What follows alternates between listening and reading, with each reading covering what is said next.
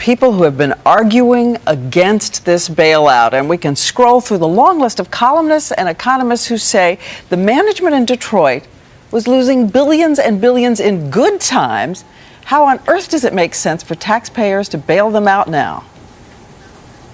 Well, no, Diane, I understand completely. And I think that the chance to get a chance to explain where we've been and the progress we've made is a really important part of the discussion we're going to have today, because clearly the Ford Motor Company has been on a plan to completely transform our business. So it's going to be really neat to be able to explain and talk about the progress that we have made transforming our Ford for the future. But how soon can this happen? And again, people are saying you got to see something symbolic yesterday in the fact that Honda is opening a new plant in Greensburg, Indiana, hiring 1,000 American workers at this particular moment that Detroit is going in and asking for a bailout. Well, on the other side of that, this week we're actually going to start the transformation of one of our truck plants over to a car production for one of our new fuel-efficient vehicles. Again, people keep saying, show us the plan. Show us the plan and tell us a time by which you guarantee profitability. When will that be? Well, I think that's a critical part of the discussion, and we'll actually do that. And if everybody can remember, we had gotten back to profitability in the first quarter of this year. And then the world for all of us came undone with the slowing economy and the banking and the credit crisis.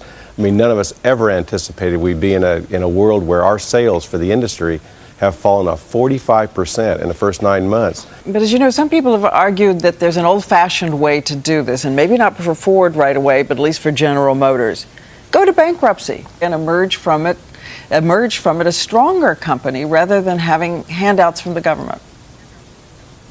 Well, again, we have been restructuring, and it just doesn't work for us to go into bankruptcy, because clearly that the consumers have choices. I don't think they're going to buy from a company that's in bankruptcy. You know, another question being raised in all of the papers almost daily is about executive compensation. And we know when you came on in 2006, you got $28 million, including a signing bonus, $21 million 2007, $12 million last time. Is it time for the executives to take $1? People are looking for some gesture, symbolic gesture from management.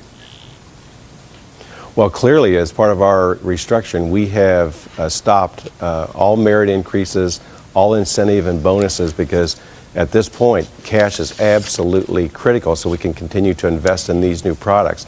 So we are doing that across the board for everybody associated with the enterprise. On the other hand, Diane, as you well know, at every position, you want to have a skilled and a motivated team. And so it's really important that we compensate people for the hard work that they're doing.